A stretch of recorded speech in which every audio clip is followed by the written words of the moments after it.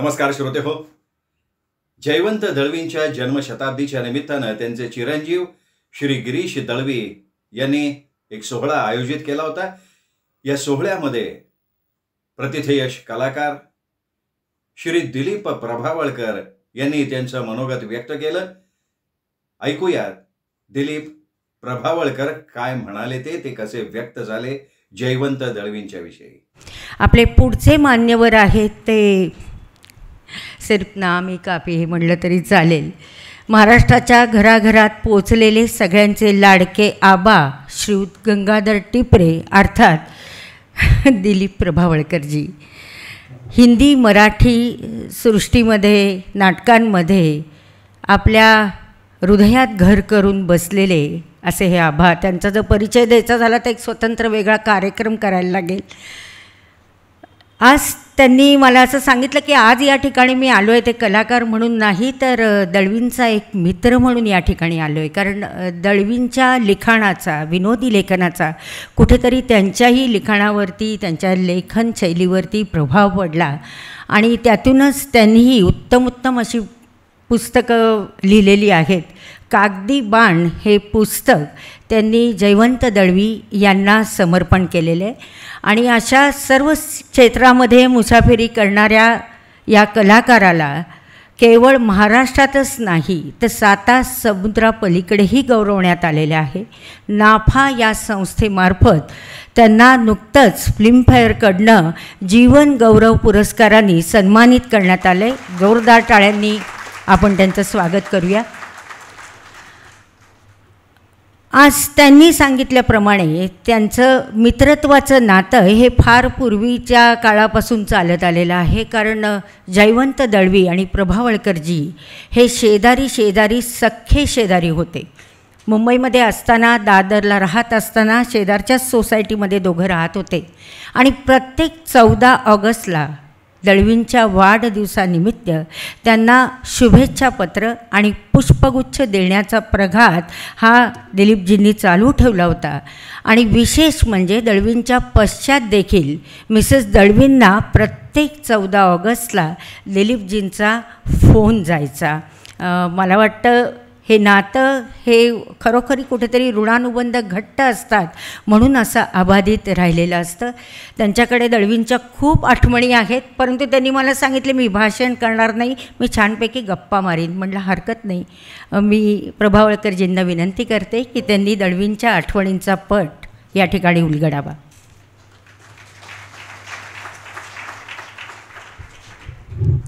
नमस्कार. आत्याने सांगितलं त्याप्रमाणे मित्रत्वाचं नातं वगैरे नव्हतं. दळवी खूपच मला सिनियर होते आणि ते जेव्हा मला कळलं की आमच्या जवळ राहायला आले, ते आधी शिवाजी पार्कला राहायचे मला वाटतं, आणि नंतर ते मी शारदाश्रम भवानी शंकर रोड तिथे राहायचो आणि आमच्या जवळ विकास सोसायटीमध्ये ते राहायला आले. मला जेव्हा कळलं तेव्हा मला खूप आनंद झाला. मी एकाच वेळी सुन्न करणाऱ्या कादंबऱ्या आणि महामिस्किल ठणठणपाळ लिहिणारा हा साहित्यिक हा प्रत्यक्षात कसा आहे, कसा बोलतो, कसा दिसतो, कसा वागतो, त्याला एकदा तरी भेटावं असे मला इच्छा होती. तर मी धीर करून एकदा, आत्ता मगाशी कोठावळे म्हणाल त्याप्रमाणे त्यांचं अगदी लिखाणाच्या वेळा वगैरे ठरलेल्या असणार असं मी धरूनच चाललो. ते उगाच आगाऊपणे इकडे जाऊन मी आलो इकडे तुम्हाला भेटायला वगैरे असं मी खूप बाचकत गेलो होतो. पण त्यांनी ज्या बिनसाहित्यिक पणाने किंवा अगदी अकृत्रिम प्रेमाने माझं स्वागत केलं, आदरातिथ्य केलं आणि खूप त्यांना आनंद झाला असं निदान मला वाटलं. तरी त्याच्यानंतर त्यांच्याकडे येणं जाणं माझं बरंच रेग्युलरली वाढलं. तेच खूप वेळा बोलवायचे, मी टाळायचो जाणं त्यांच्या लेखनावर वगैरे, कारण मी त्यांच्या लेखनाचा खूप चाहता होतो. आणि त्यांचं सगळं ठणठणपाळ, आलाणे फलाणे, त्यांनी आत्ता उल्लेख केला. ठणठणपाळ केशवराव कोठाळे गेल्यानंतरच त्यांनी बंद केलं आणि आलाणे फलाणे त्यांनी जेव्हा लिहायला सुरुवात केली तेव्हा आमच्या गप्पांमध्ये मी त्यांना विचारलं होतं. तर दळवींची खासियत अशी होती की ते अत्यंत गंभीर आणि कोऱ्या चेहऱ्याने, न्यूट्रल चेहऱ्याने अनेक चौकशा करायचे. असं त्यांच्या चेहऱ्यावर एक्सप्रेशन काय नसायची आणि गंभीरपणे ते बोलायचे. तर त्यांना तसं मी त्या बोलण्यामध्ये विचारलं की आत्ता मी आलाणे फलाणे वाचतो आहे, ते कोण लिहितो? तर ते म्हणाले पुण्याचे दोघेजण आहेत म्हणून. तर ते एकमेकाला पत्र लिहितात. ते म्हटलं अहो तुमची स्टाईल तुमची आहे. नाही, ते पुण्याचे दोघे आहेत, तुम्ही ओळखून दाखवा म्हणून. आणि ते असं ते त्याच गंभीरपणे, ज्या गंभीरपणे ते चौकशा करत होते त्याच गंभीरपणे त्यांनी मला सांगितलं की हे पुण्याचे दोघेजण लिहितात म्हणून. नंतर अर्थात लोकांना कळलं ते कसं. माझं भाग्य असं आणि खरोखरच सुदैव असं की दळवींच्या 2 नाटकांमध्ये मला काम करायची संधी मिळाली आणि त्या दोन्ही नाटकांमध्ये दळवींचा एक काय त्याला म्हणता येईल ॲक्टिव्ह पार्टिसिपेशन होतं. म्हणजे रिहर्सल स्टेजला. नातीगोती हे नाटक मी केलं, वामन केंद्रेंनी बसवलं होतं. त्याच्यामध्ये मतिमंद मुलाचा मी बाप होतो. मतिमंद मुलगा अतुल परचुरे होता. ते मतिमंद मुलाच्या समस्या मांडणारं नाटक नव्हतं. एका कुटुंबामध्ये मतिमंद मुलगा जन्माला आलेला आहे, मी त्याचा बाप, आणि तर त्या कुटुंबाचे नातेबंध त्या नाटकामध्ये दळवीने अप्रतिमरित्या दाखवलं होते. मी त्या नाटक जेव्हा वाचलं, वामन केंद्रेंनी दिलेलं, म्हटलं हे स्टेजवर दाखवायचं कसं, हे कसं काय, ही व्यक्तिरेखा माझी. अनेक कंगोरे त्या व्यक्तिरेखेला होते. अनेक समस्यांमधनं, प्रसंगांमधनं, घटनांमधनं तो काटदरी जायचा मी केलेलं. तर हे कसं काय, लोक कसे काय स्वीकारतील हे इतका मोठा प्रॉब्लेम. आणि दळवी त्या राष्ट्रीय मिल मजदूर संघामध्ये आमच्या तालमी व्हायच्या. आणि एक नाटक घडण्याची आदर्श प्रक्रिया होती, ती प्रोसेस होती असं मला वाटतं. कारण त्याच्यामध्ये दिग्दर्शक होता, निर्माते मोहन तोंडवळकर बसायचे आणि दळवी यायचे तालमींना. आणि दळवी शांतपणे कधीही, ते मला आठवत नाही की त्यांनी प्रतिकूल प्रतिक्रिया कधीही दिली नाही. ते असं एन्करेजिंग बोलायचं नेहमी, चांगलं चांगलं चाललं आहे, चांगलं चाललं आहे. आणि मग ते हळूच काय ते सजेशन द्यायचे. तर त्यांनी मला एक दोन सांगतो तुम्हाला मी. त्यांनी एक सजेशन फार चांगली दिली होती. त्याच्यामध्ये मतिमंद मुलाचा मृत्यू दाखवला होता. नंतर मतिमंद मुलगा तो जातो आणि मग आई आक्रोश करते. स्वाती चिटणीस काम करायची आईचं, आणि ती आक्रोश करते. आणि मी त्या मुलासाठी ट्रस्ट गोळा करण्याचं माझं एक पॅशन असतं, माझं एक ऑब्सेशन असतं की मी सतत त्या मुलासाठी ट्रस्ट गोळा करायला टायपिंग करत असतो त्या नाटकात. आणि फाटका बनियन घालून, चट्ट्यापाट्याचा लेंगा घालून सतत मुलासाठी ट्रस्ट करायला टायपिंग करत असतो. तर ती माझी एक कुतरोड म्हणा, माझी ती ओढाताण लोकांनी बघितलेली असते. तर दळवी म्हणा तुम्ही एक करा म्हणेन. म्हणजे काय, तर ती आक्रोश करते, तुम्ही रडू नका. म्हटलं मी नाहीच रडणार तसं, मी तसं स्क्रिप्टमध्ये नाही आहे. तर तुम्ही त्याच्या अंगावरून हात फिरवा गेलेल्या मुलाच्या. आणि मी तसं करायचो. हो बापरे, म्हणजे ते लाईट्स जाताना मी ती खूप आक्रोश करते की बच्चू, त्याचं नाव बच्चू होतं, बच्चू गेला वगैरे असं. आणि मी स्तब्ध राहतो आणि असा हळूहळू अंगातली शक्ती गेल्यासारखा बसकण मारतो आणि त्याच्या थरथरत्या हाताने त्याच्या अंगावरून हात फिरवतो. ते लोकांच्या इतकं अंगावर यायचं की मला तो पिनड्रॉप सायलेन्स जाणवायचं स्टेजवर. ते त्यांनी एक सुचवलं. आणि नंतर नाटक संपताना मुलगा गेलेला आहे, सगळी एक आयुष्याचं एक काय म्हणतात त्याला अर्थ संपलेला आहे, अशा तऱ्हेने हे नवरा बायको खिडकीत उभे राहतात. आणि खिडकीत एका नव्या जगाकडे ते पाहतायत, असं तुम्ही हे करा. आणि अशा बच्चूसारख्या मुलांसाठी आम्ही काहीतरी काम करू असं त्याच्यामध्ये असतं. आणि मग बाहेरून एक प्रकाश यायचा. ते हा शेवट दळवींनी सुचवला आम्हाला. आणि वामन केंद्रेंनी पण त्यांनी पुन्हा लिहिले ते शेवट त्याचा नातीगोतीचा. खूप वेळा रिरायटिंग केलं आणि त्याला हवं तेवढं वामन केंद्रेंनी घेतलं आणि ते ठेवलं. त्याच्या पहिल्या प्रयोगाला शिवाजी मंदिरच्या मी स्वतः दळवींना बघितलं. मी आमची बोबडीच वळली होती एकूण टेन्शननी का हे कसं काय नाटक आम्ही करणार आहोत आणि कसं ॲक्सेप्ट करणार आहेत लोक.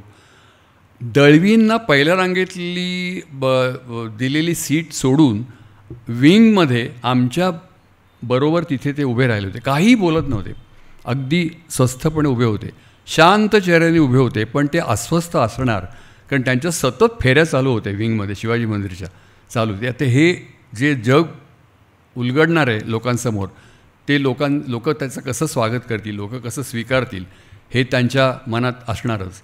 आणि त्या नातीगोतीचे माझे अनुभव खूप पर्सनल. हे म्हणजे असं की माझ्यावर त्यावेळेला एक असा एक चिमणरावचा म्हणा, कॉमेडियनचा म्हणा, एक ठसा स्टॅम्प मारला गेला होता. तर नातीगोती या नाटकामुळे त्याला खूप प्राइजेस मिळाली. बेस्ट प्लेराईट, बेस्ट डिरेक्टर, मला बेस्ट ॲक्टरचं मिळालं वगैरे वगैरे. तर गंभीर रोल स्वीकारायला लोकांना लावू शकतो, परीक्षकांना लावू शकतो, समीक्षकांना, चोखंदळ प्रेक्षकांना. हा कॉन्फिडन्स, हा आत्मविश्वास मला दळवींच्या नातीगोती नाटकाने दिला. त्याच्यामुळे मला खूप कृतज्ञता वाटते या नाटकाबद्दल. आणि दुसरं त्यांचं नाटक केलं म्हणजे संध्याछाया. त्या संध्याछाया आता प्रदीप वेलणकर पण मूळ संध्याछायामध्ये काम केलेलं इथे बसलं आहे. त्याच्यामुळे त्याचा इन्फ्लुएन्स आमच्यावर खूप होता. विजयाबाई काय काम करायच्या, विजयाबाई आणि माधव वाटवे काम करायचे आणि हे पुन्हा रिवाईव्ह केलं सुधीर भटच्या संस्थेने. तेव्हा संध्याछायाच्या सुद्धा रिहर्सलला ते यायचे आणि अप्रतिम नाटक आहे. माझ्या मते दळवींचं वन ऑफ दी बेस्ट किंवा बेस्ट प्ले संध्याछाया असं मला स्वतःला वाटतं की तो एकाकीपणा जो म्हातारीचा आहे. वंदना गुप्ते माझ्यावर काम करायची आणि तर तो त्याच्यामध्ये हर तऱ्हेने ते आपल्या एकाकीपणात संपवायचा प्रयत्न करत आहेत. एक त्यांचा मुलगा अमेरिकेला आहे, त्यांनी अमेरिकन बायको आहे, त्यांनी पाठ फिरवले आईवडिलांकडे आणि एक मुलगा सैन्यात आहे. तर त्याच्या बातम्या ऐकायला हे व्याकुळ झाले दोघेजणं. आणि मग ते काय काय दळवीने इतके सुंदर लिहिलं होतं त्याच्यामध्ये की काही ते त्यांची कृती म्हणा, त्यांचे एकूण त्यांचं करणं हे वेळ घालवायचं साधन असतं. मी काही करतात, ते रोपाला पाणी घालतात, वरती चिमणीचं घरटं बांधलेलं असतं तिकडे बघतात, एकमेकाशी भांडतात, वाद घालतात, मग कॅलेंडरचं पान कोणी फाडायचं त्याच्यावर भांडणं होतात. त्याच्यावरून एक अप्रतिम दळवीने लिहिलेला सीन जो मला खूप भावला त्यावेळेला आणि अजूनही मला तो आठवला की अंगावर काटा येतो. तो म्हणजे दळवीने लिहिला होता आणि तो दिलीप कोलटकरने आमच्या नाटकात. ते नाटक बसवलं होतं विजय मेहतानी की माधव वाटवेनी बसवलं होतं हां आधीचं. तर हे दिलीप कोलटकरनी बसवलं होतं. त्याच्यामध्ये हे दोघेजण वेळ घालवायला म्हणून घरात ते त्यांची एकमेकांचा एकाकीपणा घालवायचं हे त्यांचं हे पण चालू असतं. म्हणजे त्यांच्या एकमेकावर प्रेम पण असतं व्यक्त करायचं. खालून एक वरात जाते लग्नाची वरात जाते आणि लग्नात मिरवायची हौस या दोघांना असते, पण ते कधीही मिळणार नसतं कारण तो आता येणारच नसतो तिथला मुलगा आणि सैन्यातला मुलगा मारला गेला असतो.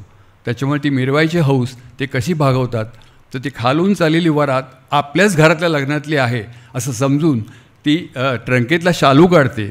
वंदना म्हणजे नानी शालू ती नेसते, अंगावरून घेते, अशी नथ घालते, बांगड्या आणि मी कोट टोपी घालून आणि मनगटाला अत्तर लावून आम्ही खाली चाललेली वरात. मी त्या जणू काय आमच्याच लग्नातली ती वरात आहे, आमच्या घरातल्या अशी आम्ही ते फार सुंदर पेट्रोमॅक्सच्या दिव्यांचा उजेड वरती येतो आणि ते टिपिकल लग्नातलं ते बँड ऐकू येतं वरती. तो सीन खूप छान लिहिलं होतं दळवीनी. दिलीप कोरडवीने बसवलं होता पण चांगला आणि तो त्याला खूप टाळ्या पडायच्या आणि तो यांची ट्रॅजेडी या दोघांची एकाकीपणा सगळा हा त्याच्यामध्ये दिसायचा. तर याच्या आठवणी खूप आहेत. कागदी बाण मगाशी त्यांनी उल्लेख केला त्याप्रमाणे कागदी बाण मी त्यांना अर्पण केले माझं. त्या कागदी बाण पुस्तकाला चिवी जोशी पुरस्कार मिळाला साहित्य परिषदेचा. मी ज्या चिवी जोशींचा चिमणराव मी केला त्याच चिवी जोशींच्या नावाचा पुरस्कार मला माझ्या पुस्तकाला मिळाला.